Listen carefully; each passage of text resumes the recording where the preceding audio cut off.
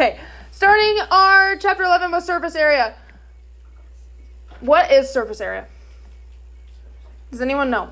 Area. Well, let's start with this. What's area? Like if I tell you to find the area of this floor. It's the amount of space that it covers, right? Okay, so what would surface area be? The amount of surface it covers. You're not wrong. Like the part that you can see. Are they dealing with the same shapes? No, why? What'd you say? 3 dimensions. Right. Surface area deals with 3 dimensions. So, for example, I know people on recording, you can't see this, but I'm holding up a prism. If I asked you what the surface area of this is, okay, there's not just one surface that you have to find. You have to find all of these faces that we talked about yesterday. Okay, so what we're doing for surface area is we are finding the area of all of the sides and just adding them together.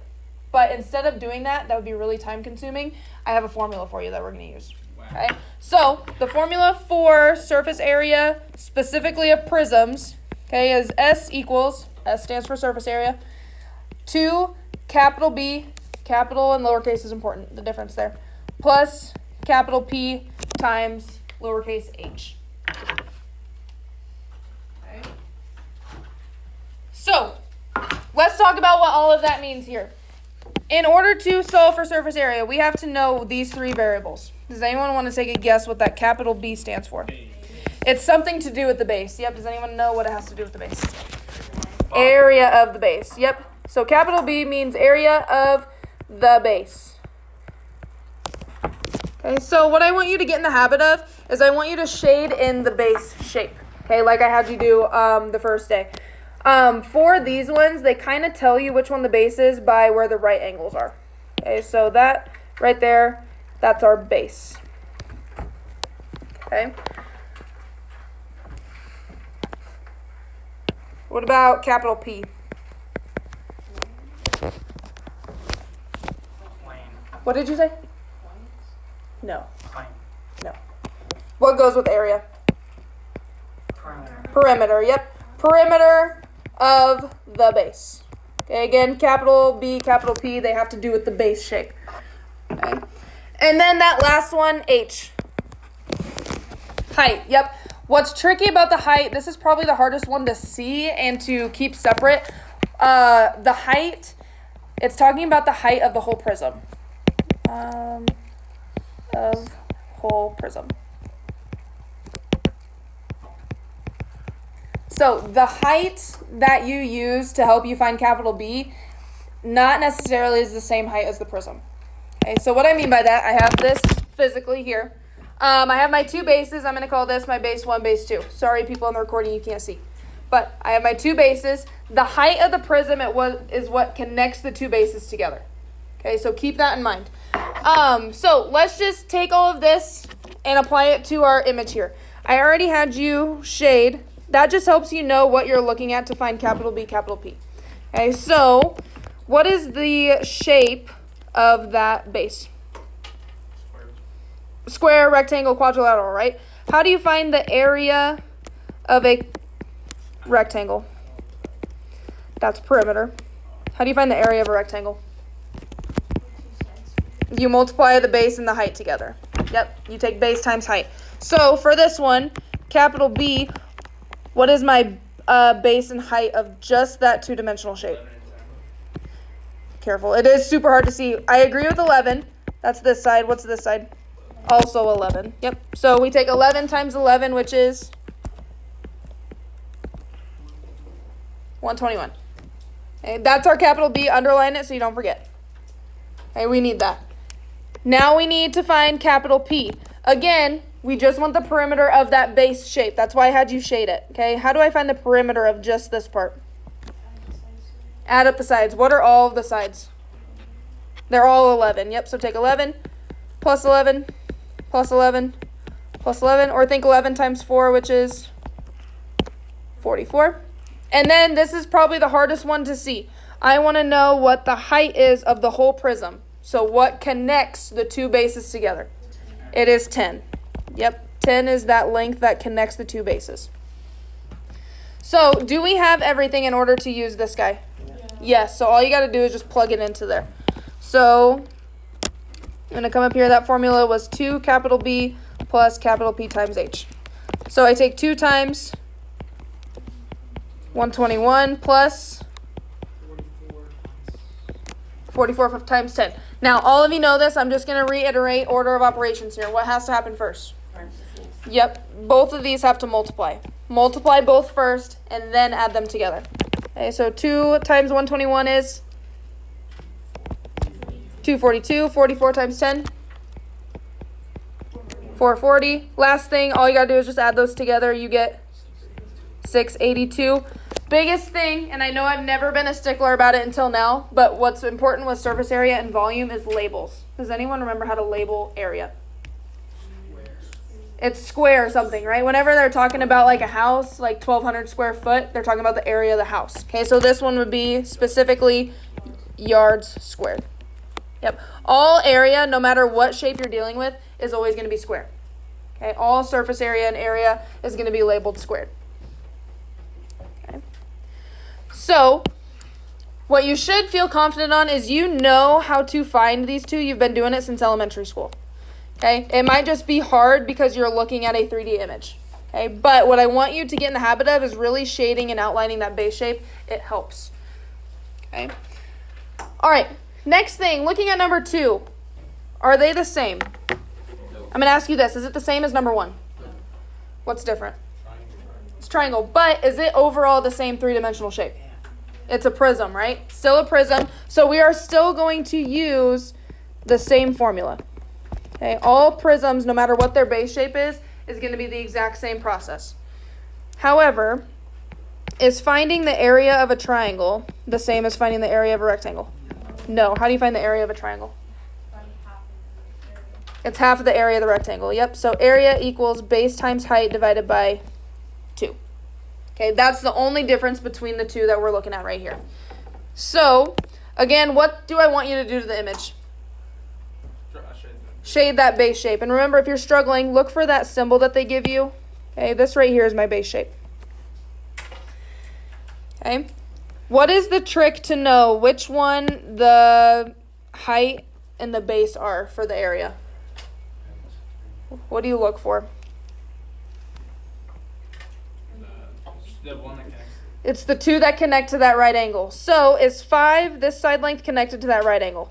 No, that's not the height. What are the base and the height?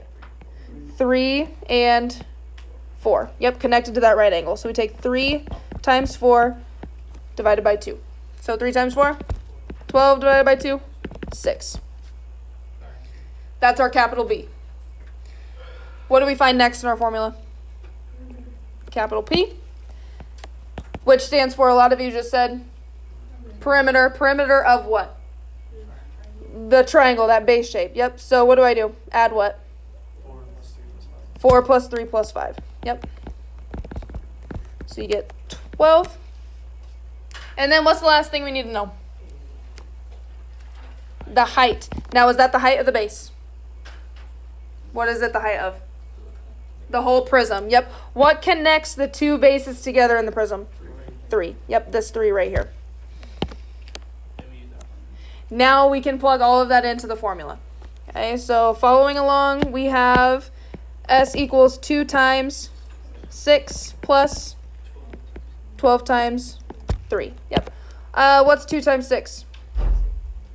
12 plus 36. Add those together, you get 48.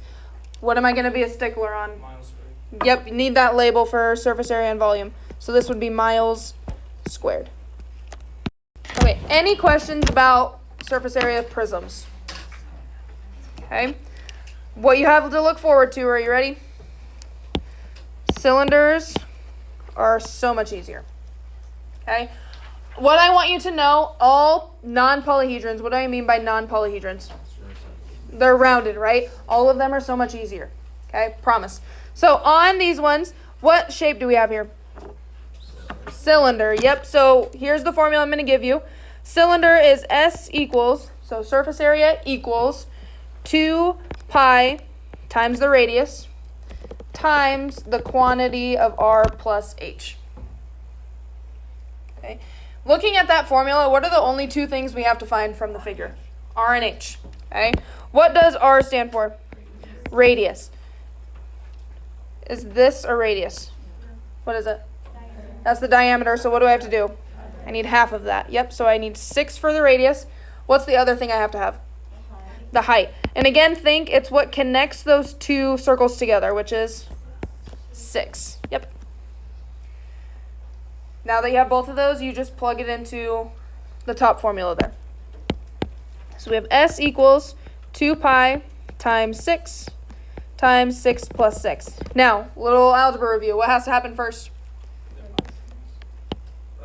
Yeah, you need to add these two together first before you start multiplying everything together. Okay. Once you get to this step here, you can just type in your calculator and multiply all those left to right. Okay. And if you get a decimal, let's round to the nearest tenth. So 452. Say that one more time. 452. 0.4? Yeah. Does everyone agree? Those of you that have typed it in. What do I need with it? Kilometers squared, yes. So that's so much easier than the prisms. A little breath of fresh air. Okay. Oh. Okay. On number 4, I want to talk about something that I have noticed since I've been teaching this concept. What is wrong with this? The raise is bigger than the height. It's backwards. What do you mean it's backwards? The radius is 2 and the height is 5. Right. My radius should be 2. My height should be 5. How do I know the difference between the two?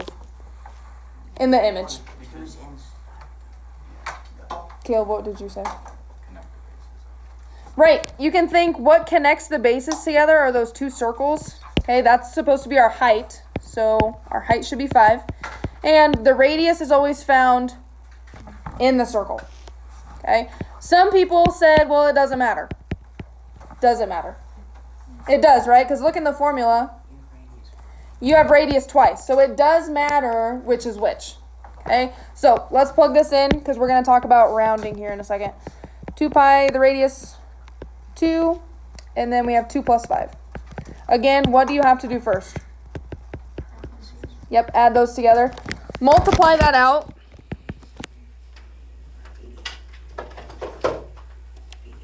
Take 2 times pi times 14. You get 87.96. Now I want you to go to nearest tenth. Let's review rounding. Does it go to 88.9? No, what does it go to? Just 88 flat. Yep. 88 miles squared. Yep. So, a lot of you are saying, please, please, please, Mrs. Horn, do number 7. Tell you what. Bonus. But I'll get you started. Okay? Bonus, but I'll get you started. I don't do bonus on homework that often, so be thankful. Okay? I always tell you shade your base shape first. What is the base?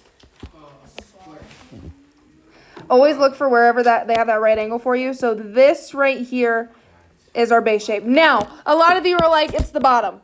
Okay? However, okay, if I flipped that over upside down, is it sitting on the exact same thing?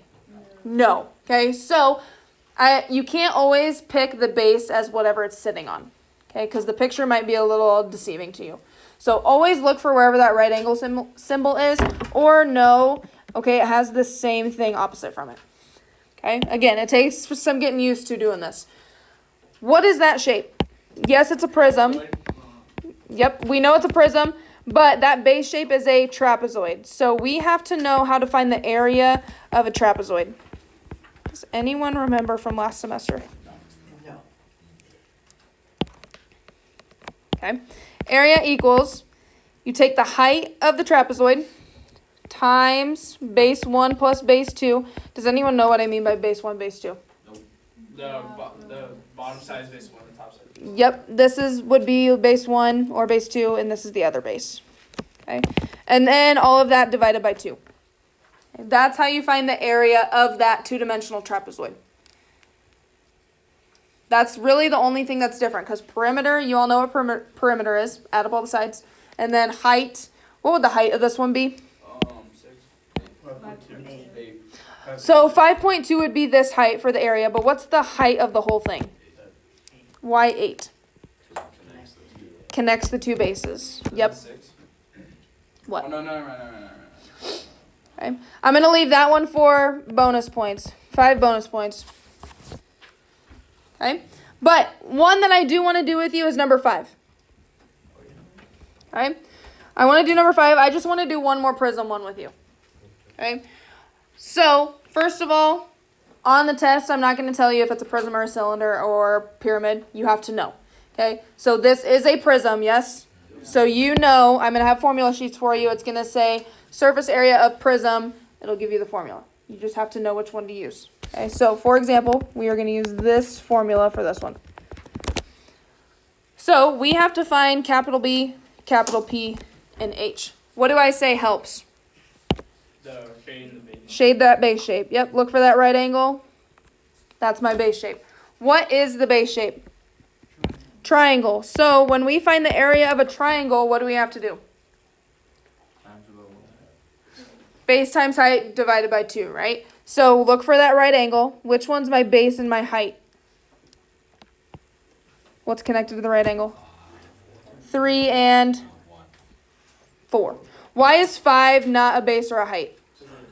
It's not connected to that right angle. I heard some of you say 1. Why is 1 not the answer? That's the height. That's the whole height. Yep. So here I'm going to take 3 times 4 divided by 2. 3 times 4? 12 divided by 2? 6. So our capital B is 6. What do I find next? The P. Perimeter. Perimeter of what? That base shape, that triangle. Yep. What do I add together? 5, 4, and 3. Yep. 3, 4, and 5. Which will give you 12. 12 total. Yep. And then we kind of already talked about it. What's the height? 1. Yep. Again, how do I know the height's 1? Connects those two bases. Okay, do we have everything? Yep, now we just come up to this formula here. 2 times 6 plus 12 times 1. So 2 times 6 is 12. 12 times 1, 12. Add those together. We get 24. What do I need with that? Miles squared. Yep, that tells me that's the surface area. Okay. If you have questions, especially with if you picked the right thing, that's what these days are for. Okay. So let me know if you're struggling classifying what all of these are. I will help you with that. Okay. Especially if you're struggling to see it on a flat piece of paper, I have models that can help you out also. Yes? Any questions for the good of the recording? No. No? All right.